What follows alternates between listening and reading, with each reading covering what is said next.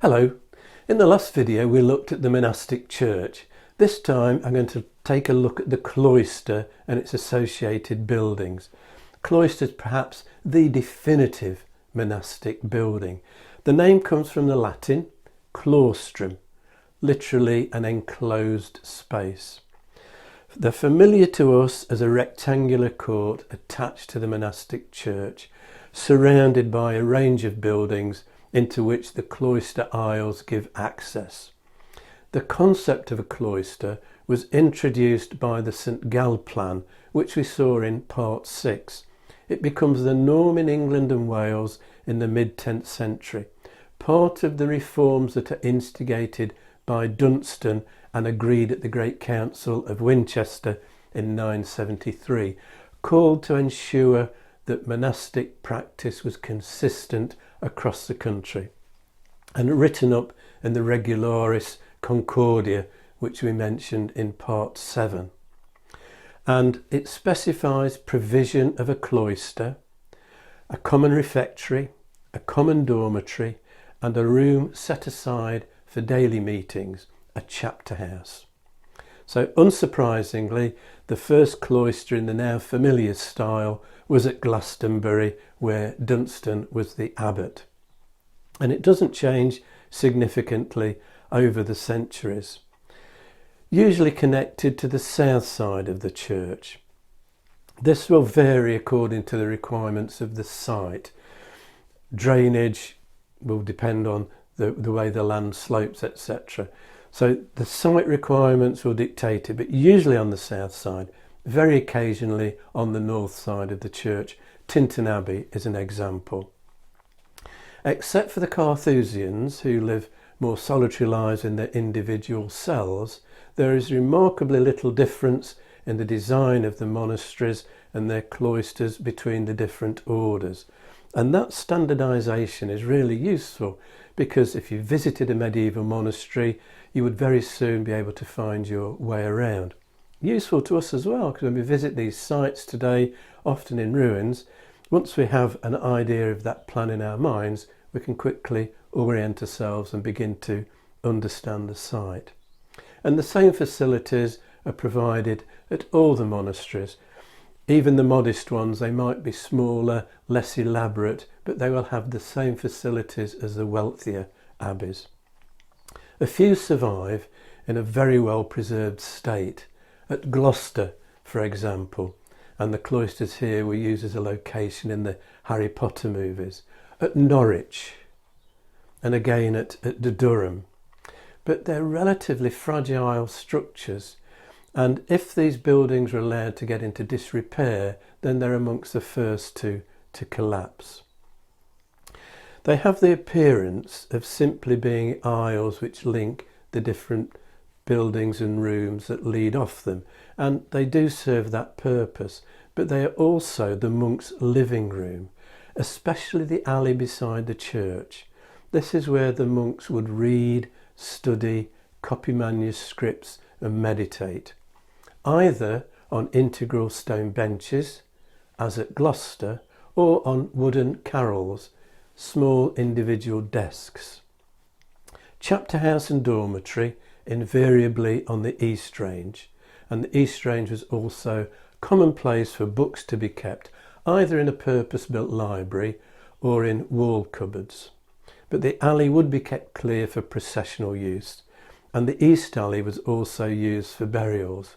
In front of the chapter house was a favourite spot with patrons until we get to the 13th century, when they begin to want to be buried in the church. And after the church, chapter house is the most important building. It's where the community met every day, kind of team meeting. They would hear a chapter read from the Rule of St Benedict. This is how the chapter house gets its name.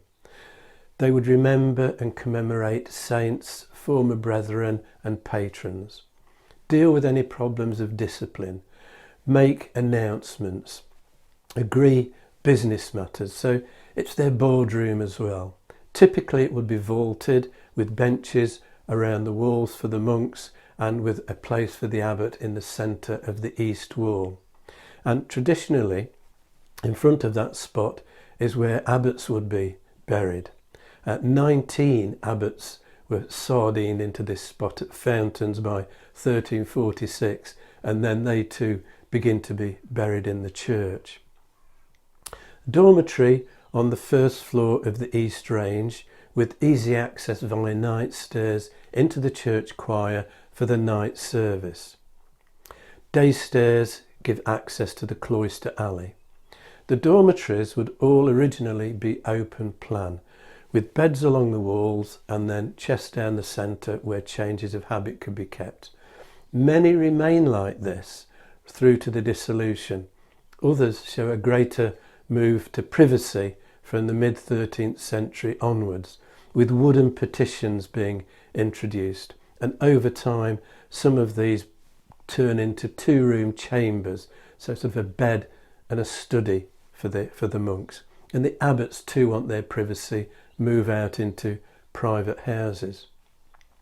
An early 16th century visitor to Durham describes this: a fair large house called the Daughter, this is the dormitory, where all the monks and novices did lie, every monk having a little chamber of wainscot, very close by themselves, and their windows towards the cloister, every window serving one chamber, and in every one of these windows a desk to support the books.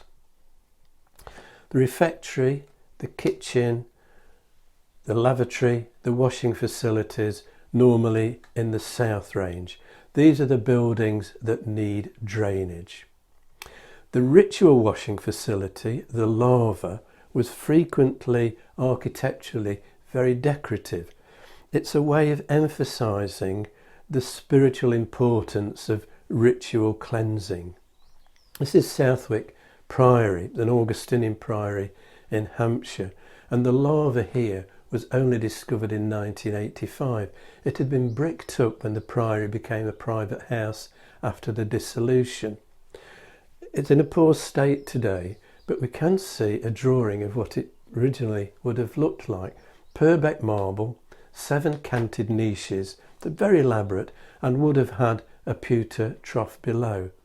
It may have started life as a reredos, the backdrop to an altar, perhaps from a royal chapel, because it was a gift from a patron of Southwick Priory, King John. The West Range was where the guest house and the lay brothers' accommodation was situated. This is where the monks and the outside world meet.